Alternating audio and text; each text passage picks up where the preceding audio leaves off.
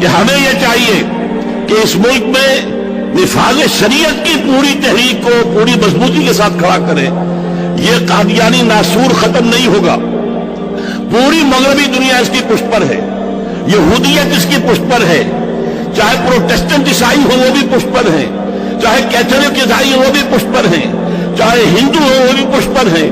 اس کا ناسور جو ہے ختم نہیں ہو سکتا جب تک کہ مرتد کی سزا نافذ نہ کی جائے، جب تک کہ مرتد کو قتل کرنے کی سزا نافذ نہیں کی جائے گی. یہ فتنہ پھیلتا جائے گا. آج بھی ہمارے ہاں پھیل رہا ہے، اندر ہی اندر دیمک کی طرح پھیل رہا ہے. لہذا ہمیں مطالبہ یہ کرنا چاہیے کہ شریعت کے مطابق جو مرتد کی سزا ہے وہ نافذ کی جائے. اسی سے در حقیقت سد باب ہو سکے گا، اسی سے یہ فتنہ ختم ہوگا، اسی سے سرکوبی ہوگی. آخر میں آپ سے صدا کرتا ہوں، میرے حق میں دعا کریں. اب بڑھاپا بھی ہے، معذوریاں بھی ہیں، میں کھڑے ہو کر بات نہیں کر پایا ہوں، تو میرے لیے یہ کہ خاتمہ بالخیر کی دعا کریں. اللہ تعالیٰ صحیح عقائد کے اوپر برقرار رکھتے ہوئے اپنے حضور میں حاضری لگوا دے. اللہ تعالیٰ سے میں دعا کرتا ہوں اپنے لیے بھی اور آپ سب حضرات کے لیے بھی. اقول قولی ھذا واستغفر اللہ لی ولکم ولسائر المسلمین والمسلمات.